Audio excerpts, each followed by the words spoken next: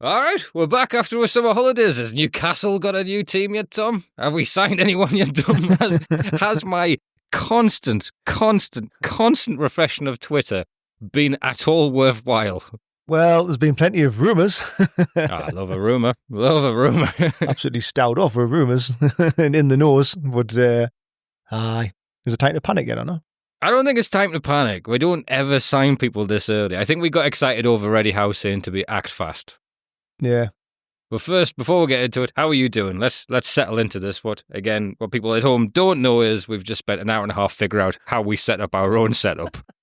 We forget this every time, how we did it the last time. Oh, there's a lifelong friendship on the line every single time. If only we could remember how we did it like the other week. And it really isn't that difficult either. It's like, it gets sorted within, probably about an hour every time.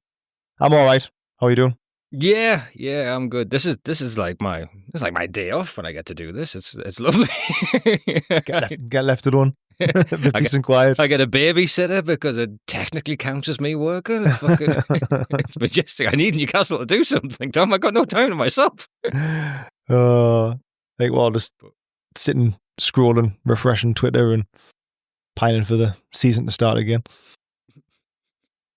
I was at Beamish a few weeks back. This is how in depth into like Newcastle content I am. We're walking. You been Beamish much? Aye. So it's the first tram stop, which obviously you walk down the hill because I'm not a pensioner. It's just a 2-minute walk rather than a 40-minute tram. And then you go up right. That's where the old steam train is. Aye. And the Ben loves steam trains, and the granddad is very excited. She likes trains, so he's encouraging it. And walking up, and my dad's walking off, and I'm holding the Ben, and my dad goes. He's a very pessimistic man, and he says that, I don't think they're doing the train rides today, son. And I'm like, trying not to sound like me, but I point out it's equally as interesting if we just go and look at it. And I had a voice go, they are doing train rides actually, and I turned around, and within just that one sentence, I'm like, oh, that's Chris Woff from Pod on the Time. Are you Chris Woff? And he could not have been more surprised someone recognised him. Surprised, slightly worried. He went, yes, I am. I went, a big fan of the podcast. He went, okay, who are you? And I went, I'm Rick. And I looked at him and went, I'm going to turn around and just walk away now because it's getting a bit weird. Well, but Pod on the Time's not really big on transfer rumours at the best of times. He's with his kid. I don't need to be like, is Trafford happening or not? While me dad's running after a fucking stationary steam train. Are you Chris Woff? Yeah. Are you the guy who's been following me? Are you the crank caller?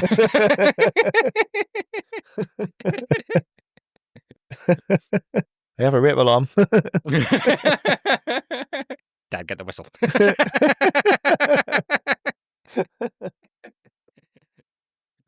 But my dad is doing like the hard sell on Beamish because whenever, like, obviously as school kids, that's where we went every week as kids, being from County Durham. Beamish is the school trip we went on, so I have an aversion. Wet and Wild. Wet and Wild was the winter fun one, yeah. Aye. But early years it was for us. It was always Beamish, and my dad loves it as well. You used to get dressed up as well. No. I'm sure you used to get dressed up when we were kids. Had to put the flat cap on and stuff like that when you used to go. Or was that just how we dressed? Some kids got dressed up. But he's doing the hard sell so that we keep going back and it's too much. Because I told him, it goes, I've just recognised one of the top Newcastle podcasters off a sentence. And he just looks at it and goes, aye, son, magic happens at Beamish. I'm like, oh, come on, Dad.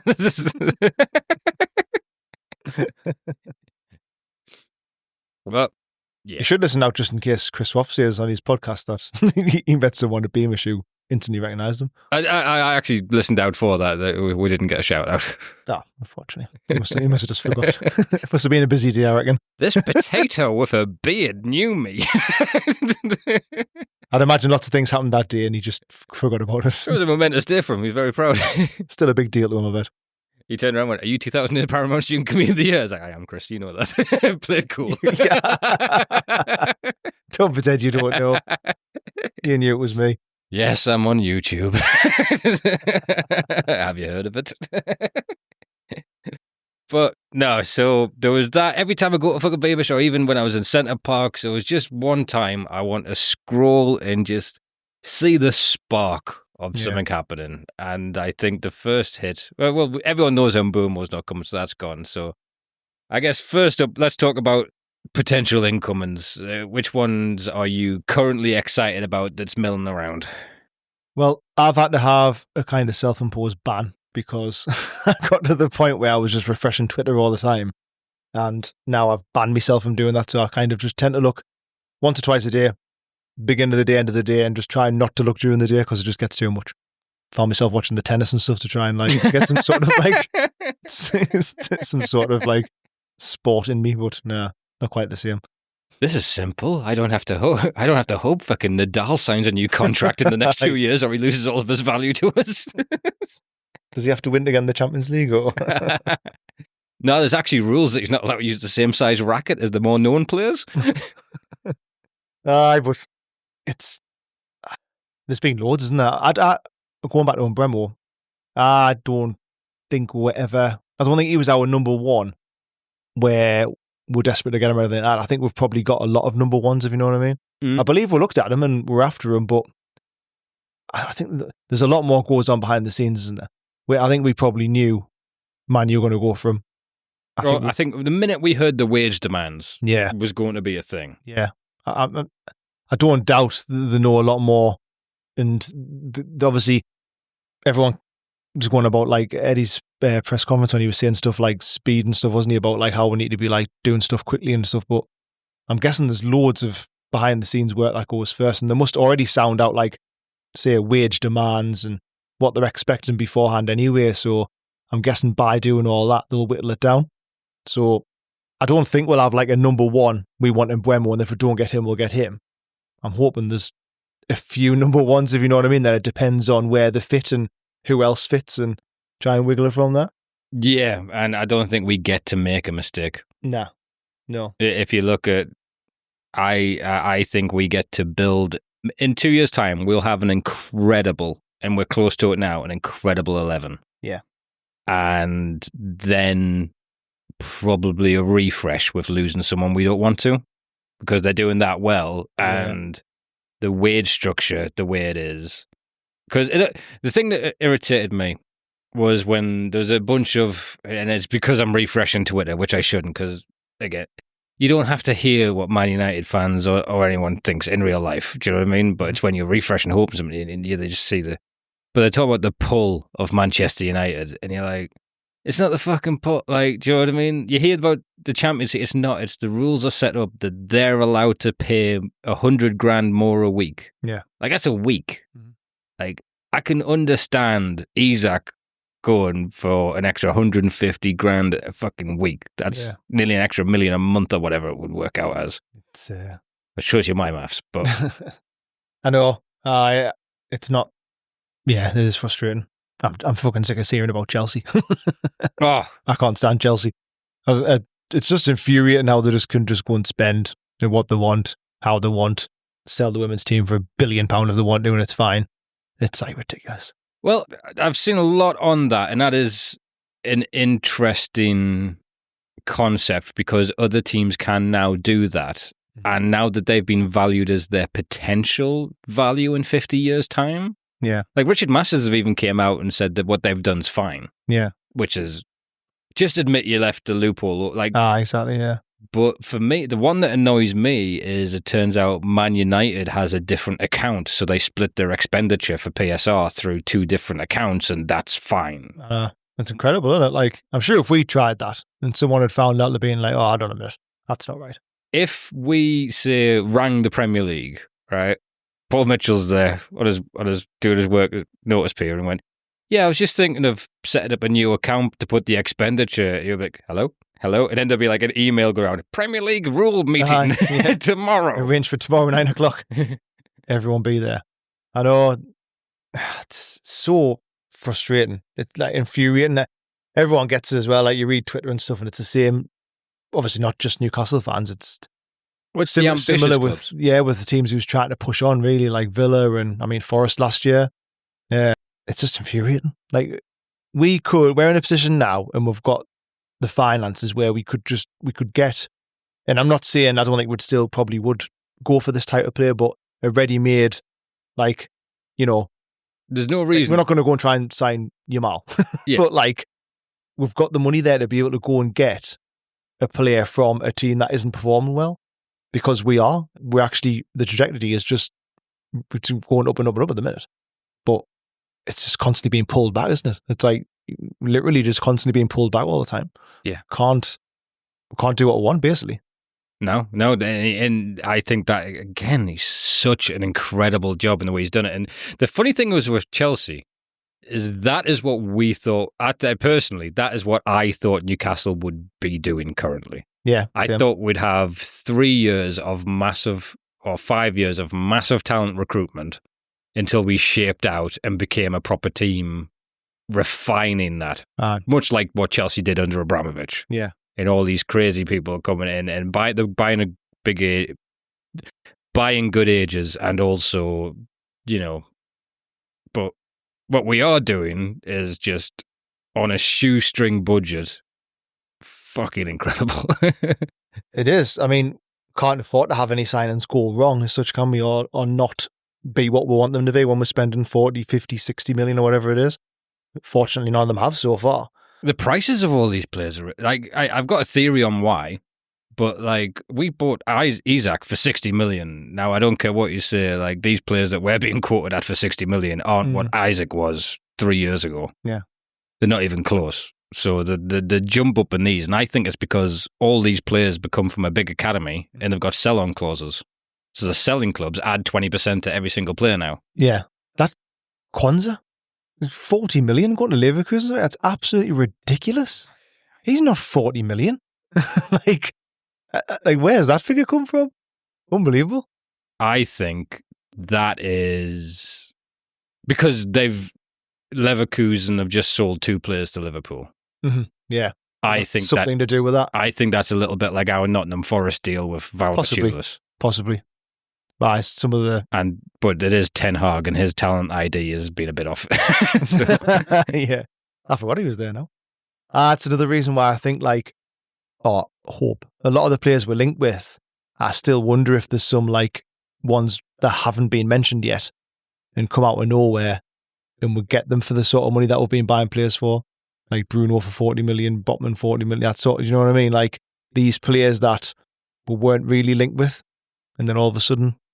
Yeah. I'm hoping anyway. You know, when it steps up again, it's weird because, again, the rhetoric online is like, "Whoa, I'd pay 30 for Trafford, but 35 we're having with pants pulled down." It's just like, I don't want to have to care about an extra 3 million. Yeah. Like, these we have the money to spend on these players. Our talent ID is through the fucking roof. I have faith in anyone. The people we haven't got, if you look at Ekateke, McTominay, there's a bunch in there that we didn't get or even went on to be mint, and the ones that we have got, Eddie Howe's made incredible. So anyone he wants, I want him to get. Yeah, same. I mean, that's the thing. Like I said before, like the main thing at the minute is how Eddie brings players on. So like we don't even have to look at the players we're buying as like a finished article and think, well, that's what we're getting. That's all they're going to be. They're going to get better.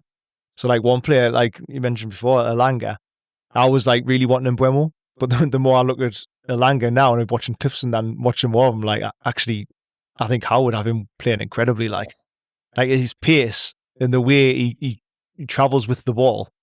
It's like, I think Eddie Howard have him playing class, like. I honestly think, and this is a very bold claim with Elanga, but I remember that there was very little excitement about Mo Salah going to Liverpool. He was out at Roma, and all the football managers weren't ranking him. Yeah. Pro Evo, he was the quickest on Pro Evo, but that's all it was. Yeah. And then they just got him in, and look at how well he did. You know what I mean? In the right system and the right team with the right manager, he's became one of the best ever Premier League players. Yeah. I look at Elanga, and it's even his holiday photos, mate. The guy is, if you put him in the Newcastle training program, is built as big as he is. He's a lot bigger than Mbeumo, and Mbeumo's like a short, stocky barrel, who's great. Yeah. But he is not... He's quite tall, Elanga, isn't he? I don't think he's small. Yeah, he's like... 6 foot. He's a 6 footer, but he's also jacked as well. So you're going to have Isaac Asula, Elanga, Gordon, that are all over 6'1". Yeah. And I think that's what Eddie wants. He wants like athletic fucking big men. Oh, They're technically 100%. gifted, which he is, and I love it. I love the idea of Anthony Elanga. He's like he's in my top 3 of potentials we could get easily. Yeah, I think, he is exciting. And I think that one could happen, like, it's supposed to be quoted about 60, aren't we? Which I think that's a bad deal. No, I would, if that's the one Eddie Howe wants to develop for the right wing, he's young, he's got all the raw ingredients, plus I think he's been underrated on how important he is to Nottingham Forest, because they are not happy he's been touted. Yeah, they've been linked with a couple of players, haven't they, as well? So I think they're signing 2 people from Juventus, and they've just signed 2 people from the Brazilian League in the Club World Cup. I'm hoping that's signs that we might get him, like, because I am genuinely quite excited by him now. And like I say, when you think of how good he could become as well for the age of him and stuff like that, he could be brilliant. And not to mention, I've never seen a player act like he wants to come to us more in the last 5 years. He's got like random tune tops in the back of his photos and that. Your Castle tops in his photos, like Botman, Gordon, and someone else are all commenting on his stuff. He's commenting on all of Willa Sewell's stuff. This has been going on a little while. I think this is something he's pushing for, and yeah, I'm over the moon. I love the fact if he becomes what he is, he was a Man U guy that they let go. I even like that about him. Yeah. That's the other thing as well. I kind of feel like maybe we've got things lined up already, but we're just not pushing the button until it gets into July for whatever reason. Like the Trafford, Elanga, they both sound like we're negotiating. Pedro, and I'm not sure about. I kind of feel like Chelsea's going to come in and get Pedro, but I wonder if we're not really. We obviously must be in for him because we're negotiating, but I just don't know if it's. I don't know. I don't see us signing Pedro. Yeah, I completely agree with you on Pedro there. I don't think we might be in for him, but I'm very skeptical. He's been the most heavily linked one that I'm skeptical about. I know why we're linked, because we were very close to signing him. But I feel like our name, and particularly Chelsea's name, get banded around to drum up interest an awful lot. And I think we are forgetting that he was dropped at the end of the season for having a fight with his fucking centre-back. Yeah.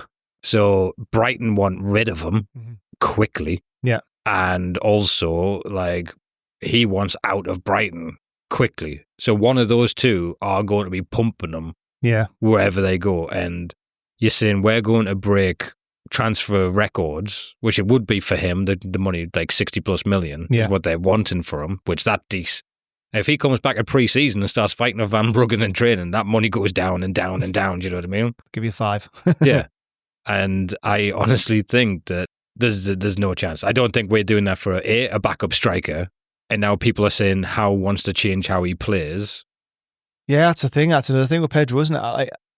We're not going to sign Pedro and say, by the way, you're a second fiddle number 9 to Isak, which I know he's not really a number 9 anyway because he plays different positions. So, yeah, seeing that the way Howe could have him, he could play him centre mid. Do you know what I mean? He could have an idea for him we don't know about. I just feel like for the way he ended last season, like you say, he got dropped and fighting on the training ground. For how we know Eddie Howe does his due diligence on players. Is what? Don't make it again. We're going to edit that out. You can't imagine he'd be the type of character, but I don't know. Because when you see Newcastle's in negotiations with Pedro or Brighton, what is the negotiations? That could be just like initial tiny bit of feedback to say, are you interested? What would the price be? What's your wage? We could have had that bit and then walked away. We don't really know. Yeah, no, I'm with you. I just think it's too loud. It's for us. It's really too fucking loud. Yeah. And the idea that Eddie Howe's turned around after saying nothing on transfer targets, nothing on any of this, has told someone like, oh yeah, I'm going to try playing 4-2-3-1 next year and drop Joel in. Yeah. I know. I can see how we would make that leap and say that when we're against low block teams, we need a number 10, and he is versatile. Yeah. But I do not see them whapping down that kind of club finance altering money for him, unless, and this is a negative, that he's always seen him as being able to carry the line at some point, develop him into a striker, and we think we've got another year with Isak if he doesn't sign that contract. Yeah. So a year to get the Eddie Howe effect on him, and then he's going to be in there. hopefully cheaper or whatever for us. But it's just too loud. Yeah, I know. We tend to keep things pretty quiet, don't we? And then a link comes out of nowhere, and then it normally accelerates pretty quick, doesn't it? Yeah. Like I say, I'm hoping next week when we get into like July, that's going to be when things start to pick up a bit. I feel like June is where we've done all of our. When Howe talks about doing things quickly, I think he spent all of June narrowing down exactly who he wants, and then we're going to go for it straight away in the beginning of July. That's what I hope. Where we'll just go bang, bang, bang. We want them. And we've already done negotiating. We've already done the figuring out of how much we're going to spend or whatever. It fascinates me how long it takes. Yeah. I mean, granted, players are on holiday. That's one thing. Managers might be on holiday during this time. They might be away with their families. Directors of football might have totally checked out. How doesn't holiday? Yeah, I don't think How holidays. That's it. Tyndall might be on holiday, so How might be a bit unchecked in the. Mad Dog going to beat the rest of me. He was. No, he went away with Jamal Lascelles, Trips, and someone else. They were away on holiday because there was pictures of them all. You see that, I've never heard of him before, link with the, I think, a South Korean lad? Oh, I love this deal. I think, is it the Chronicle who's reporting that one? Someone's reporting that one's quite like, they're in negotiations with him. Park Sung-soo. 18-year-old. Get me some of that Hyungmin Sung money. You trot him out every tour of Asia. You get that fucking money up. That's what I'm wondering though. I mean, they reckon he's good. He's played quite a few games for them and stuff, hasn't he? But if he's like a cheapish option, could be another one to bring in to develop. And do you not remember the one Liverpool got? Not Liverpool, Middlesbrough. By one, I mean like Korean Chinese player. Years back, Middlesbrough signed one called like Lee Dong-guk or something like that, right? And yes, he never kicked a ball for them, but they had like 42 media and staff he had to go and talk to after each match. They had like a full contingent following his career because it was that much of an intrigue that one of their own's in the Premier League. And like that level of intrigue, and if you hit the money on one of those players from those regions, it is huge for commercial value. Like, there's a reason why Son never got the big move, because he couldn't replace what he brings in commercially, let alone what he does on the pitch. Yeah. But I see him as a bit of a Garang Kowal. I watched so many videos of Garang Kowal before he signed, of him taking on the Barcelona B team or whatever. And he's been a bit of a slow build. It could be that kind of signing. I don't know. I mean, I don't know who was reporting that, but they seem to think that it was negotiations underway and stuff, so it's one that could happen. Any other ones that excite you? Oh, there's a big one. Because it's funny just how a good couple of rumours will just refresh your fucking mind with Newcastle. You're like, what they're doing? They're not putting bids in. This is ridiculous. Gahey going to Liverpool now apparently was a big blow because we'd kind of hung our hat on, we're going to get Mark Gahey. And then I don't remember it. It wasn't Fabrizio Romano, but an Italian reporter has turned around and said, we're interested in Giorgio Scalvini. In my mind, immediately goes, Gahey was a smokescreen. Eddie Howe masterclass. Paul Mitchell's not really leaving. He's just turned up in Rome with a cloak on like he's in the Night's Watch to sneak Giorgio Scalvini back from Italy, because this guy is the real deal for me. Everything I've ever seen of him, and again, this goes back to the computer games, he has lifted so many trophies for me already. Giorgio Scalvini, 6'4", great on the ball, relatively quick. He has every tool. He would be an number one signing for me. And you go, wow, again, your mind go, our talent ID is amazing. It goes from Eddie Howe only wants to buy Bournemouth players and Premier League players to like, he knows a player, he's fucking brilliant, he knows exactly what he's doing. I think, he knows a player, all right. I think he'd be class him. Like, imagine him and Botman, injury free, them two. That's the only thing, isn't he? He's had a few injuries. Well, I don't think he's had. Did he have an ACL? Yeah, his last 2 years have been hampered, so this would be the only reason we could buy him. Yeah, but he's only had, I think, one big injury, hasn't he? And then the other ones have been like niggles and stuff. Like, it's not like he's had constant bad injuries.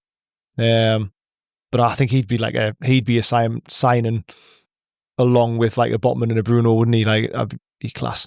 Like, he'd be brilliant. Our back line of Trafford, fingers crossed, Tino, Hall, Botman, Scalvini is like a Football Manager wet dream of one of the kids right there. And that could be like 15 years of a back five, couldn't it? Due to the injury proneness of those players, we still get to see plenty of Dan Burn. Aye. Fabi Shaw still gets to play, but Aye. that four working together would just be incredible. You wouldn't have to touch it.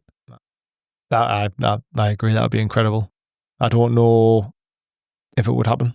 I know. I'm too excited about it for it to happen. But it is the type of signing that comes from nowhere, and we do. And then everyone's like, so we went after Gee, or do you know what I mean? It is the type of signing that happens, but I think it depends how much it comes on now, doesn't it? If things progress and then to a point in the next few days or whatever where it's like, yeah, we're negotiating, bid, whatever. But if it goes on a few weeks, I wonder if maybe it's... And I think bigger clubs for that amount of money want to see if he can stay fit. Yeah. Whereas we're going to gamble on it. Yeah. If we went for it. And again, it's because I want that player so bad, I'm willing to project that positivity on what we're doing here. I think Livramento was a bit like that, wasn't he? Like everyone had him on their watch list. Obviously came from Chelsea and stuff, but he had that bad injury. Still played well when he came back, but then only had a few games, didn't he? I think we probably jumped and thought he's going to cost a bit, but it's going to be worth it. And if we don't jump now, there's a possibility in a year's time or whatever he goes to a Man City or... Yeah, you can see why Man City won him. Yeah. He's been incredible in the under-21s, actually. Have you seen any of it or not? He's been bossing it. He's absolutely class. He's like a level above. It's unreal to watch, like. He's been class. Has he been playing left back or right back? He's both. He was playing left back the other day. And again, he was class. He just looks comfortable playing there now. Right back as well. Brilliant. He's awesome. I don't think we'll ever sell him, but if we did, it would have to be like double, at least. Yeah. No, I agree. I don't know why we would. The versatility, the ability. Nah, no way. I don't think we sell him. The only thing is you don't... The amount our wage structure has to evolve, because we've made these players better, cuts away probably 2 players we could sign on the new profit and loss squad building cost shit. Yeah. So it's that kind of thing that's just exhausting. It just exhausts teams into selling, refreshing. You look at Bournemouth. Bournemouth have had to sell their goalkeeper, both their centre-backs and their left-back after looking good this year.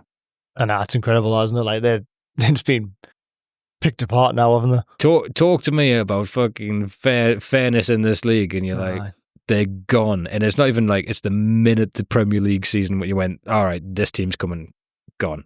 I'm sure Kluivert's been linked with a few teams as well, hasn't he? I could see Kluivert being an Eddie Howe type player. Yeah, I think we've been linked with him a bit, but quietly. He's not the one people think of in that team. He's great, but it's Semenyo, it's Houston, it's Zabani, Kirkez. Those were the guys everyone's like, oh. But I see Kluivert as being very much an Eddie Howe type. He played R-rated St James, didn't he? I was at that game. That was the bastard. Any other ones that tickled your fancy? One thing I don't like the sound of, I don't know, again, it's probably just rumours and stuff, but I've seen Barnes linked with swap deals a few times. I don't like the idea of that, like.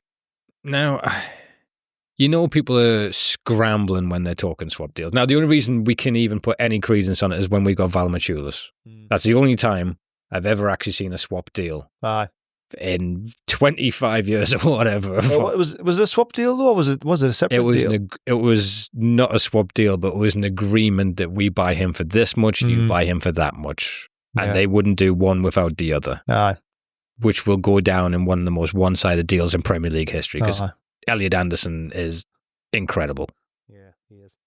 I always thought he would be. I saw him when we played, I want to say Atlanta, in the Cellar Cup. Was it the Cellar Cup? Yeah. Or just before the league started that year, and he just ran the show from midfield, and I'm like, this guy's a bull. Like, he's good. I would be happy if we bought him back this year. If we spent 45 million on Elliot Anderson, I would not be complaining. No, I think he would have been playing regular as well if he was still there for us. Do you think they'll let him in the Joe Linton role when he gets injured? Definitely. Yeah, I think that's where he suits pretty well, to be fair. I'd love the idea of him coming back. I don't know if it ever happens. Like, depends how much turmoil Forest could be in for PSR. I'd love to come knocking. Love to come knocking on that one. Tell you what, we'll have Elanga and Anderson. Oh no, we'll buy Anderson for 60. But we have a goalkeeper you're going to pay 40 for, motherfucker. That's the other thing I wonder as well, whether clubs know who's going to be in the shit basically with each other, and is there going to be some sort of scramble and last minute deals that we weren't expecting or didn't You know, I don't know if people got their ducks in a row after how fucked up last year was. Well, maybe, or it's just a massive bluff. Yeah. I don't know. I don't know. It's wanting them on the different years and profiting. I hate it. It's becoming like American sports, and I think we're going to see more of it. Where look at Real Madrid. Yeah, who have they been able to add on free transfers? You can go to Newcastle at 21, become mint, and they'll be like, "Yeah, we'll have you for free at 26." Yeah, and you can have the wage that you are no longer able to garner. Like Wolves could pay someone $250K a week for a superstar to come and make their team. Yeah, but they can't anymore. Like, so it's just designed of you are all feeders to these big name clubs. Yeah, makes you sick. Fucking awful. Especially because, like, I mean, if they released the rules, we'd become pretty disgusting. Wouldn't give a shit about it. Do you know what I mean? If we were, Yeah. I have to be completely honest with this. If it was not impeding Newcastle, I would not give a flying. If we had different accounts and we were doing dodgy dealings, and if we were selling the stack to ourselves for £1 million, or yeah, well, it'd be worth $1 million, but you know what I mean. So. One thing I am excited, apparently we've started talking to Trafford and they think that's to do with PSR. Yeah. Have they signed the keeper as well? They have just signed the goalkeeper for $5 million. So again, that makes us think, have we been doing things in the background, got everything ready to go, and then are we going to push the button after the 30th for some reason with PSR? Or I don't know. That's the PSR deadline, isn't it? So do we need to wait till July? And hopefully rattle off a few signings. I think it's as much about players on holiday and shit, and also waiting. Yeah. Because the players who go first tend to go to like massive clubs. Mm-hmm. So Real Madrid, Liverpool, Man United, big wage, they make signings in the first week. Yeah. But other players will hang fire. Like I understand Mark Gahey is waiting to see if Liverpool come in for him. Yeah. Or other ones like that. We have to wait for them to fill those positions. Then we go, Scalvini. like I think everyone bought midfielders. Like Liverpool bought Gravenberch, Villa bought Amadou, and then we went, Tonali. I gotta hope we do that again. That's all I want from the summer, like just some signings like that. Would you be happy? How many signings do you think we need to make this summer? I would like 3 first-team signings. That's what I was going to say. So if we're going to say, you think we need 3 first-team signings and what, ideally another couple? To like potentially 4, because I'm worried about Joe Linton's injury prone. But would you be happy if we got 2 and they were like Bruno-esque signings? Yeah. Yeah, I think I would as well. Just to get the right quality player in, I think we would do that as well. Like, wouldn't we? I can't see us just signing quantity. No. I think we'll have our targets, and I think in an ideal world, maybe just want up to 5 players or something, but I'm guessing that's part of what we can negotiate or what position teams are in, or maybe that's still all up in the air. Yeah. Yeah, and I think they're waiting. You might as well wait. We come in for a bid for a £30 million player, and they'll be like, all right, let's see if Chelsea calls them next week. And then you'll be like, yeah. Well, let's see if the same people call back, but representing the Saudi Arabian club, see what they're willing to pay. Do you know, like you can understand clubs hanging on to it and just waiting and seeing. I don't like the directors of football get too much press these days. I fucking hate directors of football now.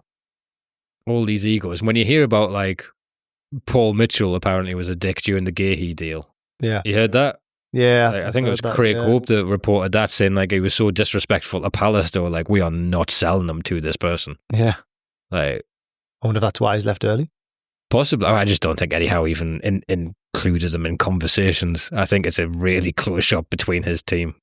Sounds like you get that impression, don't you? But like I say, if it worked previous, then why disrupt it? Yeah. That's my opinion. Like, he's got enough stock there, hasn't he, to say, nah, I'm just going to do it this way. I don't love it, but the idea that if you look at who he's signing, if we were to get Trafford, and then a couple of other English players, it's like he's building the England team that he's definitely going to manage someday. I don't say that. After he's won everything, hopefully. Yeah, or until they annoy him. Because there's two more appointments to be made.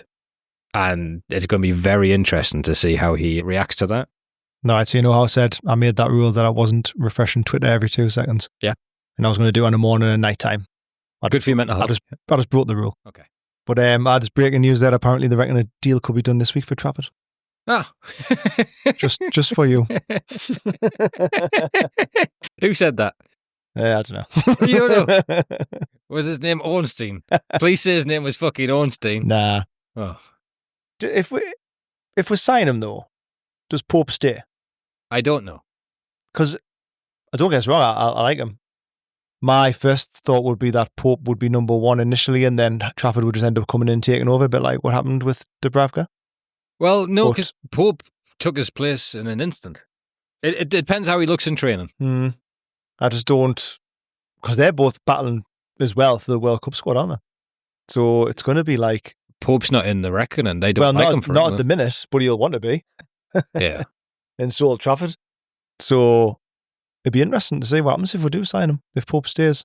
Well, the thing is, I wouldn't want him to leave, by the way. I love Nick Pope. Yeah. I think he has been probably one of the more an underrated signing for us. And the idea we keep on talking about, we need a keeper that does something different. Yeah. What he does do, he's one of the best at. Oh, yeah, definitely. Yeah. Interesting. But I would say this for him as a career, it depends. Again, this all comes around these fucking shitty rules. It depends on how much a lower to mid-table club could pay him. Because you can't buy people his age anymore on the fucking book. Yeah. Because there's only loss. Aye. If you're not one of the top clubs, you can't buy last 5 years of their career players because you lose all the amount of drain that is to PSR is ridiculous. Aye. But if I was a newly promoted club, or if I was a mid-table club that didn't have a rock-star steady keeper, like, for instance, Nottingham Forest. Yeah. Of a club that plays a low block that just needs someone to save the goddamn ball when it's shot at him, he would be perfect. Sells playing out his skin last year, wouldn't he? Well, you had those world-class centre-backs in front of him. I know, I just wonder what would happen. I wouldn't like them to leave, because I think it would leave us slightly short, but I think is still I think on the selling front, there could be a few that might go just purely based on what we might get for them, and we might not have the intention of selling certain players, but if the opportunity comes along and it suits, they might end up going, I suppose. I don't think a single player that we want rid of gets bought. Like the ones who would like to leave, yeah. The Ashley era, or even like a Matt Target, or yeah. I don't think the Premier League will do us that favour, and none of those are good enough to need out of our squad. And it's a bit like why Liverpool will weight down Isak's contract. They're not giving us like 150 million to 60 million profit, and I think that unlocks around about 300 million PSR able for us to spend over that time. Yeah.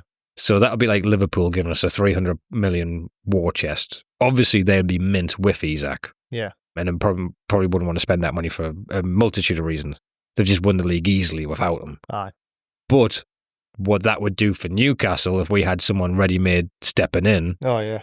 Like, I never want to lose Isak, but if we did, because a Liverpool came in or somebody else came in, I would 100% trust them to build a brilliant fucking squad with that money, like if you did go. I do. But I don't think it happens this year anyway. I'd seen rumours for Liverpool's after Isak and stuff, but I can't see him leaving. No. Not this summer. All the reputable people are all very much of the opinion of maybe's next year. Because he's going into his final 2, so his value's coming down, and also Barca, Bayern Munich, and a host of other big clubs are looking for a new number 9 then. Yeah. So I think there's going to be a bit of a bidding war next year, which is good. We don't want to be like ground down by one club. Yeah. We don't want that. If you went anywhere, where would you like him to go? Jupiter. Yeah, I was going to say somewhere really far away. I want there to be a new expansion league on Saturn, where he's going there and also help repopulate them with great footballers. But he's got in his contract he has to wear a Newcastle shirt while he does it because he loves the tune. All right, just before we get into one thing, I saw an interesting thing on nerdy conspiracy land with Newcastle. So the fan advisory board, I think it's called, or the trustees, where you get elected to be on that board and you discuss with the club things that are happening. Right. Now, I think they have to approve things like badge changes and stadium moves, that kind of thing. Yeah. They had a meeting in which in the agenda there has been a rule change to which they can now accept gifts from the club. Yeah, so I was thinking about this. Now, I do not mind this at all. I'm completely fine with this, guys. I'm sure it's completely above board. And it's not like we have some big decisions like what I've just mentioned about to be put to the advisory board. And I'm not sure, because I went back and listened again and it wasn't there, but there is a certain podcast I listened to about Newcastle United that may have had a sponsorship from the Public Investment Fund of Saudi Arabia. Now, I'm not saying they don't have enough exposure with Newcastle fans currently to get their name across, but I am saying there may be some big moves happening with Newcastle in the near future.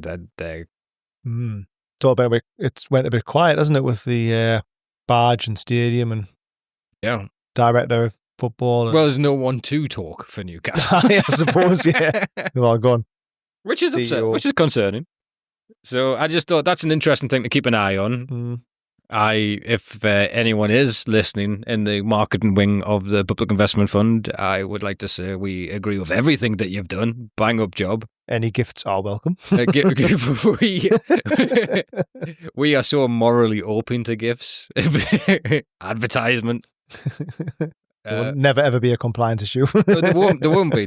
And in fact, if you have an issue with anything we do, or any of the hosts on this, we will remove that host. He will be gone. I'm looking into some pretty interesting AI to get more content out, and I think we can do this. But no, I think that's an interesting thing. I don't know if they are. There's a lot going on geopolitically for them to care that much about the fan advisory board, but it was something that was on the agenda that now became a rule. I would love to be sat around that meeting table when they went, "Oh, what's been put forward?" Tom says he wants some gifts. I see. The man in the throne has something you would like to say. What? Would you accept gifts from us? Yes, I would, sir. Thank you very much, Your Highness. So, with that in mind, they're talking about new CEOs to come and replace Darren Eales. Have you heard much?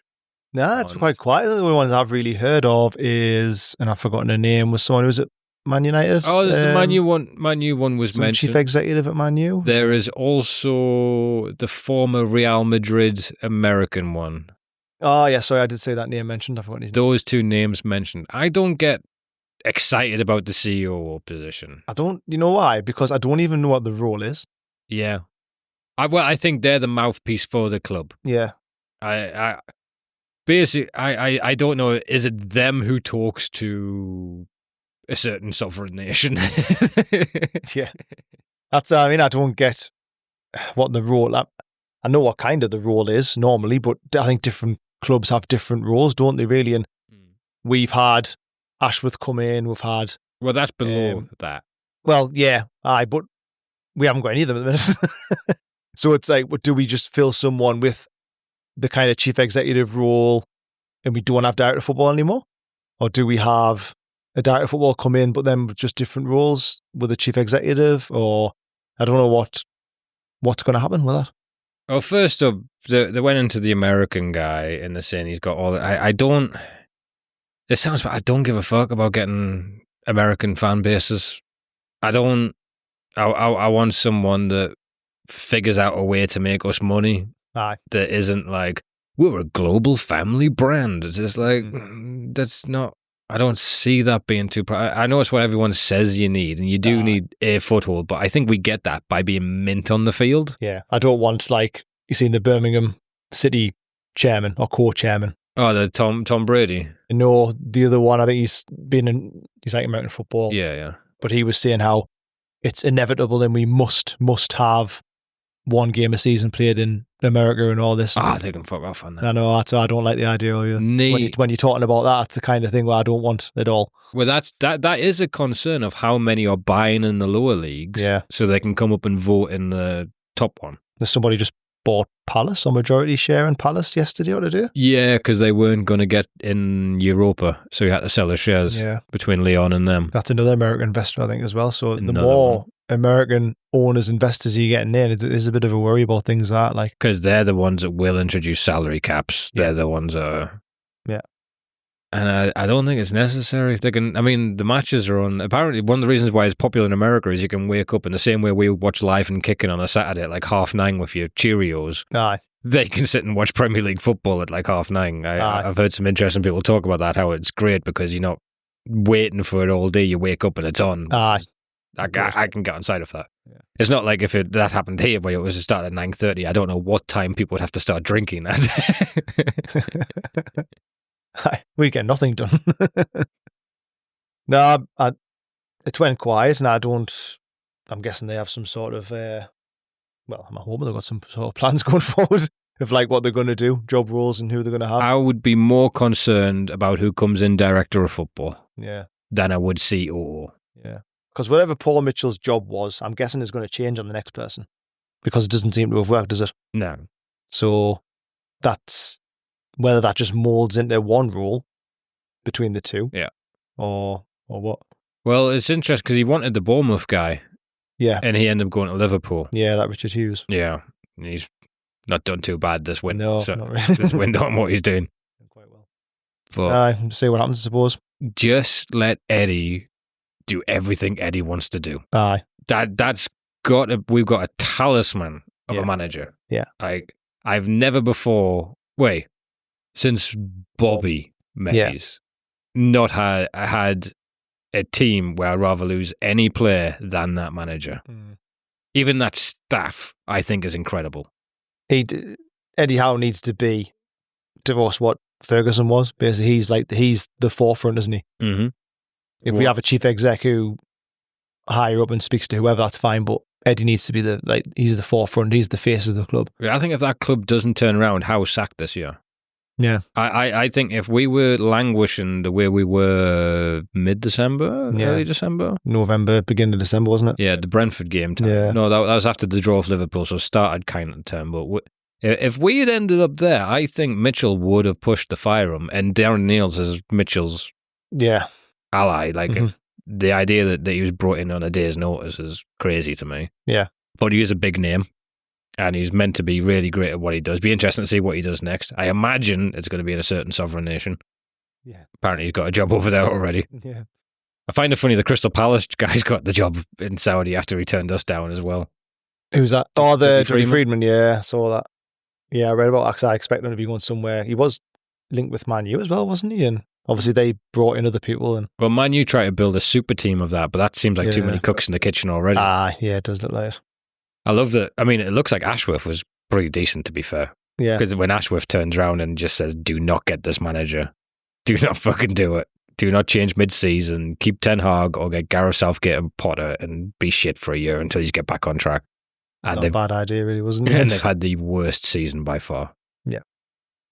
Last little bit of transfer. How do you feel about Gahey after all this time? Yeah, I did it. We're not. Well, it's funny, isn't it? Because I did really want him. I thought he'd be brilliant. Proven, Premier League, captain, England international. He'd be fantastic. But now it's dragged on that long and you start to look elsewhere. So at Scalvini, Scalvini. Because that is fresh, that hasn't it? Yeah, it's because that carrot has been dangled. Now it's oh my God, if we can get him, that would be unbelievable. But if we still signed Guy, I think he'd still be an unbelievable signer. Yeah. There's not many others I probably would want, to be fair, though. I mean, that Scalvini's kind of come from nowhere and, like you say, refreshed everyone's head, isn't he? I forgot about him. So them two will be brilliant. What about you? It's exactly that. The idea that they've went Scalvini has got me very, very... He would be up there for me 100%. Love him to death. Me and him are mates. Comes in my office and praises me on Champman. Been through so much together. Yeah, we have. Only Dario Serna. Do you remember that name? No. He was a right back for Shakhtar Donetsk, and he had 20 for free kicks and 20 for corners. And like he had like the captaincy. He was good at being a captain. He had influence 20. And yeah, he was my captain every single Champman. He's like, buy him. I want to score from every corner. I see him when he's Shakhtar buy or sell Mudryk. I see him there, and I'm like, glad you're doing well, Dario. Must remember to thank him. Xavi Simons is a name. I mean, that's plucked from obscurity. That's Leipzig didn't get into the thing, so Newcastle out from him. I think he's too expensive for what he is. Be a good signing. I don't see us maybe signing a midfielder unless we get rid of one. I don't know. Or I don't think it's in an ideal world. I think we'd get one, but I don't know how much of a priority it is. I'd be cool if one or two left, and I don't think I even need to say which one or two I'm talking about. Yeah, I think in an ideal world, if we could spend what we want, we'd definitely bring someone else in. I just think because of the limitations, it's going to be focused on forwards and defenders initially, isn't it? And goalkeepers, apparently. Yeah, and goalkeepers, apparently, yeah. But Everton keep getting linked with Longstaff, I think. Everton's been linked with Longstaff through three different managers. I think Leeds were linked with him as well. 3 different directors of football. Who at Everton has been like, get me Sean Longstaff? Is anyone getting me in yet? Is he here yet? Moyes comes in for his press conference, like, just so you know, we're going for him this year. We're going to get him. Was that like the tipping over the edge for him to get the Everton? Yeah. And just to let you know, I really want Longstaff. Fucking hell. Hire this guy. So again, we're the same way we have to be dismissive of rumours about our stuff. Yeah. The idea that Everton for 3 years have been like, someday, Sean, we will be reunited. You grow that beard out, Sean. I think if he did go, it would obviously open up a little bit of money that will maybe bring someone else in. Yeah, it would help. I just wonder if it would help. If we don't sell anyone like that, then we don't buy anyone else in. I'm wondering like where this under 21s team of ours is really at underneath the surface. Like, so we've got Miley, we've got that Sanusi, we've got Saha, Alfie Harrison was a name, and he's on a short contract because if he didn't get played, he was going to get to bounce for free. Yeah. So we've got these lads. I'd be intrigued to see where they're at. I mean, I doubt they'd be in Eddie Howe's first team plans anytime soon. Yeah. Like, I think Trippier stays. Yeah, I think he does. Again, unless someone comes in with a bid that like we think, oh, well, that's actually a good deal. I don't think we actively try and sell him at all. Because also, I mean, you brought up earlier that you listened to the Dan Burn pod. Yeah. And it's funny because Eddie Howe's told him off for this in a post-match of saying, shut the fuck up, when he starts talking about patterns of play. He goes, oh, what was it, Eddie? A pattern 6? Shut up, Dan. I mean, you don't need to go into that much. And he's on high performance explaining that, I mean, I'm sure other teams do this. I just never heard of it before. I don't think Steve Bruce had patterns of goddamn. Nah, he didn't. But I love it. I absolutely love that idea that he calls out 6 and every player knows which way they're switching to and where they want the ball to go and things like that. Great, as opposed to go long or go short, which I think the maximum we've ever had in the past. Yeah. I know, it's great. I listened to that. It's really, really good podcast. Like, it's class. Really insightful. Like, when you talk about the patterns of play and stuff, it's really good. And like, it's interesting when he says things like, if we have a bad day and we don't win, it's just because like it hasn't gone right, if you know what I mean, like, or they deviate from the process slightly. But if they stick to it, they're always very confident that they'll be successful with it. So it's really interesting. Which is another reason why I suppose if we have a certain process and plan, like, for example, he was saying I don't think this is one of the plans, he just made it up, so he didn't give anything away. But if you play the ball up to Isak and he jumps for a header and someone else jumps for a header, but then someone else is running behind, for example, maybe these patterns of play don't work when we say Isak's out for a game and we've got to play Wilson. Yeah. You've got to use the same pattern of play you're all used to, but you've had to replace that player with another who isn't as good, can't technically do what that player can do. So it's interesting when you hear it, because that probably is our downfall as well, even though he's not going to say that. But I'm guessing that is a big, big problem. If you take Bruno out, God forgive, and then you've got to put in someone else, all of a sudden, because he's saying, when I'm playing, I know what I need to do, and I need to give the ball to Bruno. And he can deviate a little bit because he's technically that good. He can do what he wants almost. But if you replace him with someone else, then they can't do that, kind of. They're just another person who is going to have to stick to this plan really rigid and can't change anything. So it's really interesting, isn't it? Like, that's another reason why you need a squad. Man City won't have that problem, will they? You know what I mean? If they take someone out, the other person who comes in... Well, they did have that problem, but they've bought now, so they're going to be fine. Yeah, sorry, they probably did have that problem last season, but to a lesser extent. But I was interested. Like, have you listened to most of it? Or I've heard in clips. I was a little bit jaded. I was planning on going and listen to it, but I figured there'd be the two-troll telling him he can't, why you're not in bed. I assumed there would be, and this is because I'm an asshole predicting what things will be and deciding not to watch them. I've missed out on a few good movies because and what was the other one? Felt numb after the final, and there's something else I was thinking of. Isaac Says War Kid. Like, there is some media-trained anecdotes within the Newcastle players if you watch them quite enough. Aye. But no, I love Dan Burn, and I'm definitely going to check it out. Just the shape he's in compared to when he came, I just think our team are fucking monsters, and I love it. Physically, it's unreal. And then mentality as well. He talks about the mentality, and he's like saying how, like, his personal mentality, saying like, oh, if he gets beat a one-on-one, and he's like, okay, you beat us there, but you won't beat us again, or like, I know you'll quit before I'll quit, like that sort of thing. You know what I mean? Just that, like, constant, just going to keep going and keep going and keep going. And when he was talking about himself and saying how, like, he had loads of self-doubt, but now he just understands that that's what he's good at, and it's being drilled in that he does what he's good at, and then just focus on them things. Don't worry about lack of pace, because I know that I'm good enough to make up for it and stuff like that. It's really interesting, like, but it's just obvious that, like, how is in the heads, you know what I mean? And he's like, so, like, the detail is like ridiculous. There's another part as well which made us laugh. He's on about checking players out and stuff before he signs them. So I don't know if you've heard this before, but apparently Dan Burn was saying before he got signed for Newcastle, obviously heard they were interested in stuff, but they were interested in a few centre-backs and must have been checking them out. And he was away on holiday. And he was like saying to his agent, like, make it happen. Like, I want to go home. And apparently he personally rang Eddie Howe. In the end, he said, just give us his number, I'll ring him. He rang Howe and said, like, look, I want to come home back and offer this and, like, leadership. And anyway, apparently his mate, Dan Burn's mate from home, like from back home at Blythe, texted him and said, oh, like, thank me later. And he was just like, what's that all about? And then he got a phone call saying that Newcastle had come in for him and accepted the bid and he was going to go to Newcastle.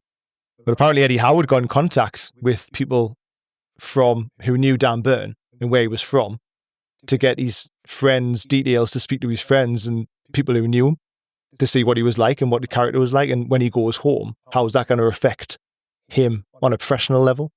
Like, outside of the club. Do you know what I mean? So, like, now you're back home with all your original friends when you were a kid. Is that going to affect the way you are professionally back home? And I was like, God, that detail is like mental, isn't it? I mean, it's borderline stalking. I don't even know how... The legalities of it, and maybe it's a bit... Well, no, I don't even know how accurate that could be. I mean, you imagine if you get a phone call from Eddie Howe, you tell him I'm a fucking grafter, Tom. Rick, well, Eddie, I've never spoken to you before in my life, and that's a lifelong friend of mine, but can I just say, like, he quits easily. Oh, fuck me. Jesus wept. I mean, it'd be great to have him back, because we're going to be on the piss all the time, Eddie. I mean, we are fucking wrong together. Steve McManaman and Robbie Fowler, me and him. But not just about the drink, you know what I'm saying, Eddie? Like, you imagine that? Like, I know. I was like, that's mental. I mean, obviously, he's got good friends. Nah, I made us laugh. It's like, crazy, that. The detail. Fucking shame none of them speak Italian. Well, it's not now because we've got a monster of a midfielder, but it is good, that podcast. I would listen to it. Like, it's really really good. All right, so this has been fun to get back on. Okay, so you reckon our three main targets right now would be Elanga? Yep. Yeah. Would you agree on that? Yeah. Would you put... Oh, you've three most wanted out of the two of us, so would Elanga make that three? Yeah. Trafford? Yeah. And we'll say Scalvini. Yeah. In what order? They would be class. If by this time next week you could pick one of those to have signed, who would it be? I want to say Scalvini. Do you know why, though? Because I feel like it's the least, out of the three, he's the least the Like, the one least that's in chance the of us air is going to happen. Yeah. Yeah, where I feel like Elanga's going to happen and Trafford's going to happen. So if we can get Scalvini, then I'll be like, oh, we should be in an alright chance of getting the rest of them. I'm not convinced in Scalvini though. I don't know if it's going to happen. I exactly like you. I'd agree with that. But behind that, I'm thinking of that fully fit starting 11 we currently have. Yeah. And adding Elanga to that. Yeah. That is the biggest jump for the team for me. Yeah. I would like Trafford. I want to see what he can do in terms of changing play and getting all that stuff that people smarted me on the football tactical side. Aye. But Anthony Elanga with a pre-season, then I think he could be one of the best players in the league. Like if we had a game tomorrow, which one would you put in? Yeah. Like you put him in and it was immediately, no disrespect to Murphy, but... I mean, Murphy's got to be knackered. Yeah. All right, he's done a lot. Yeah, he's had a good season. Hope he continues next season. But still not entirely sure he's not switching out game by game with his brother, but to keep going. Must be half time. All right. So we're going to come back next week with seeing how those transfers have got on, any news, and I think we'll talk Derby Day and things like that next week as well. Right. All right. Thanks for listening. Please like, subscribe, recommend to people. And I hate that I have to say this, but you know. We need someone to listen. I know. We've got a cool cartoon going. If you check out YouTube, we've got a really, really, really good cartoon. I've literally been speaking to the fucking Terminators to get that shit working, and some good clips on TikTok as well. So, yeah, check us out. Twitter, TikTok, Spotify, Apple, anything. Yeah. All of them. Just don't come into our houses. That'd be weird. But other than that, thank you very much for listening. All right, take it easy. Cheers.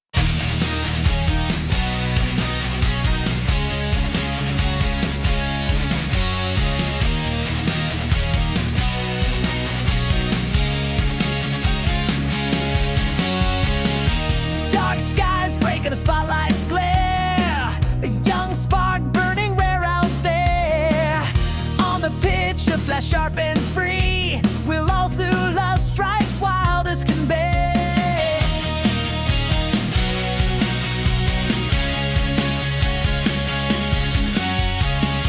Chasing dreams on the thunder ground. Feet like hammers, heartbeat pound. A roar erupts like a tidal spree. Will all your looks meant to me? Ain't no doubt it's plain to see. Will all your looks meant to me? Chance collide in unity. Will all your looks meant to me?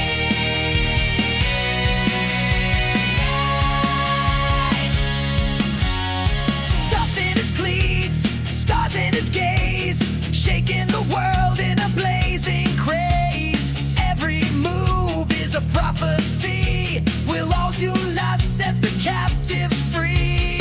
Raise fists high, screams start to fly. Drums like warheads up to the sky. We watch the legend begin to be. Will all you love is poetry. Ain't no doubt it's plain to see. Will all you love looks meant to me? Chance collide in unity. Will all you love looks meant to me?